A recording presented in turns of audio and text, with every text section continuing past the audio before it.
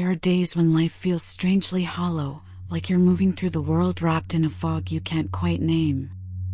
You get up, you do what you're supposed to do, you smile when someone talks to you, but inside, it feels like there's a missing piece no one else can see. It's a loneliness that isn't always about being around people. It's a loneliness that lives deeper, in the spaces where meaning once lived. And sometimes you ask yourself, is this it? You wonder why you feel so numb when there's no obvious reason to. You wonder why achievements, milestones, or even moments that should make you happy leave you feeling quietly disconnected. You wonder why no matter how much you try to stay busy, something inside you still feels empty. And you start to question if maybe there's something wrong with you, some flaw you can't fix, some sadness you can't name. But there's nothing wrong with you. You are not broken for feeling this way. The emptiness you feel isn't proof that you've failed, it's a quiet message from a part of you that's been asking for something deeper. Maybe you've been living in survival mode for so long that you forgot how to feel fully alive.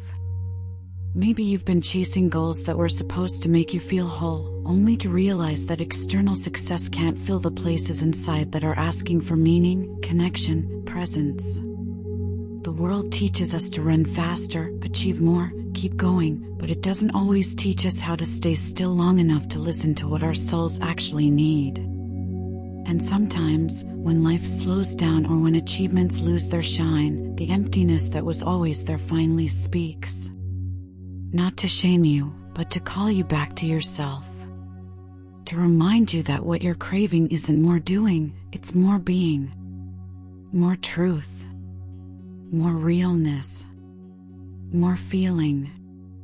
And that journey back to fullness doesn't happen overnight, but it always begins with listening. Sometimes the emptiness you feel isn't coming from failure, it's coming from exhaustion. From carrying too much for too long without a real place to set it down. Emotional exhaustion sneaks up on you, it convinces you to keep moving even when you're running on fumes. It tells you that pausing would be dangerous, that slowing down would mean falling apart.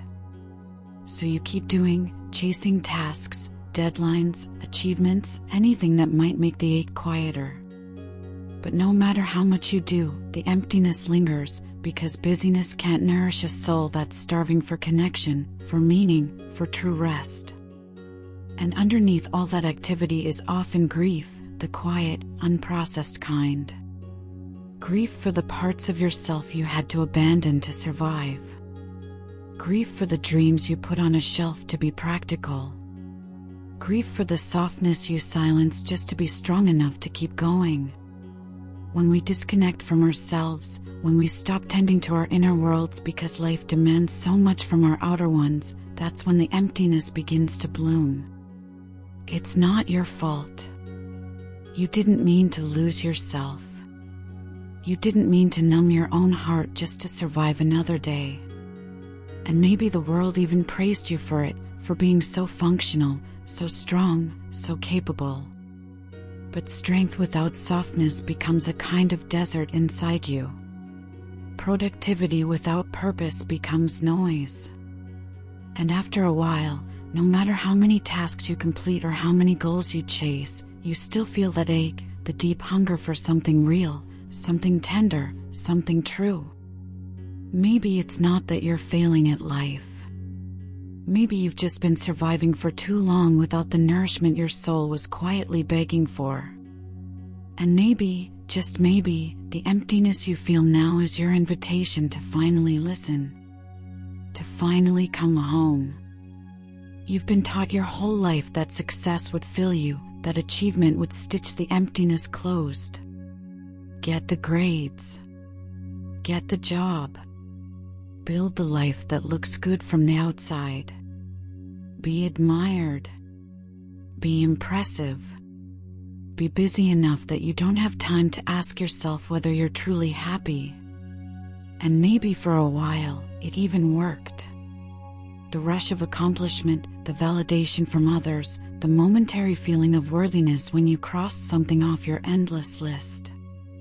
But eventually, the high faded, and the hollow places inside you started whispering again.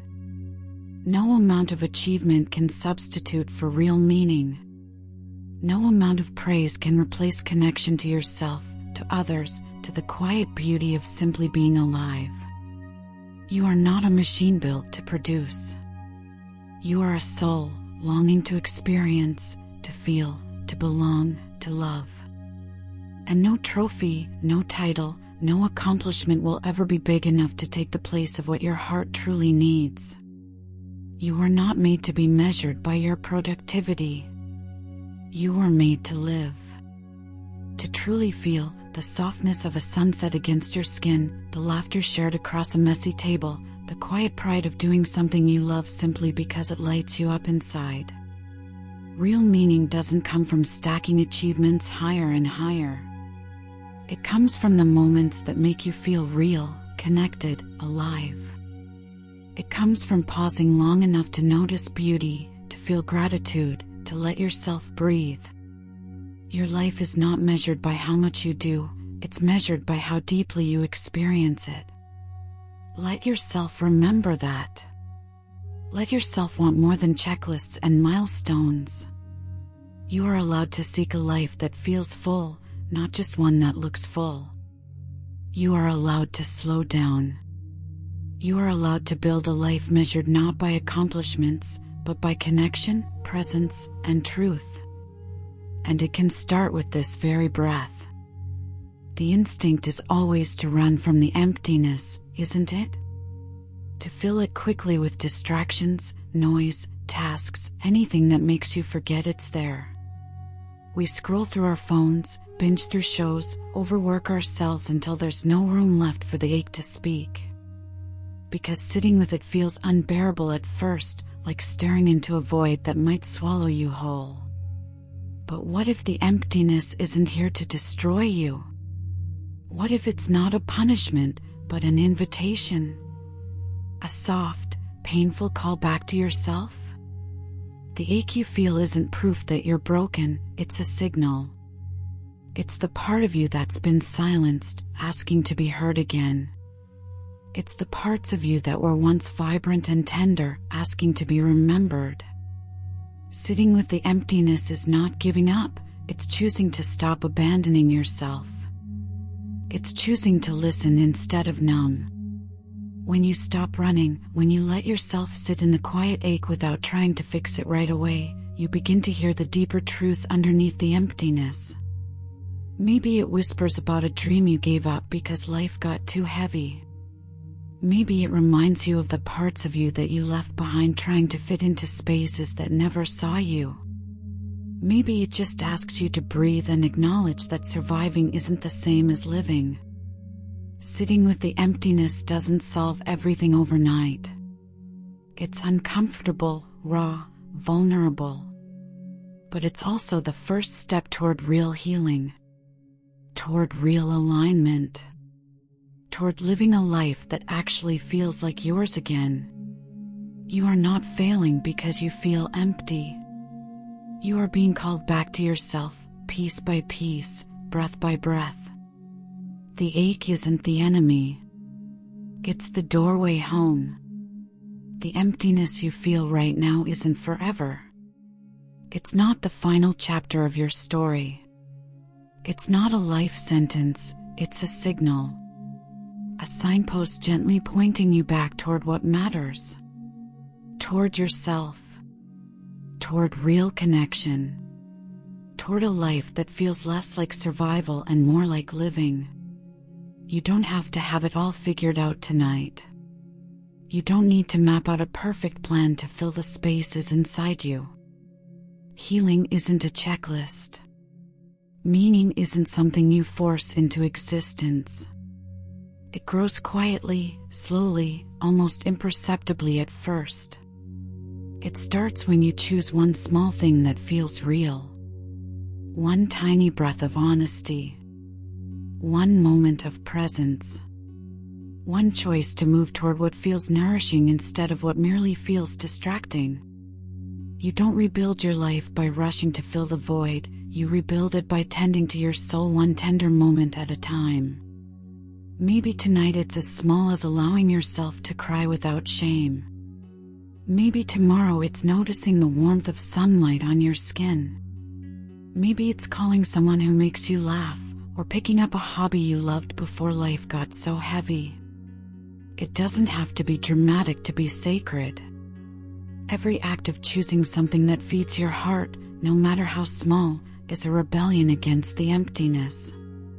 You are not lost. You are not too far gone. You are already on your way back to yourself. Every breath you take with awareness is a seed planted.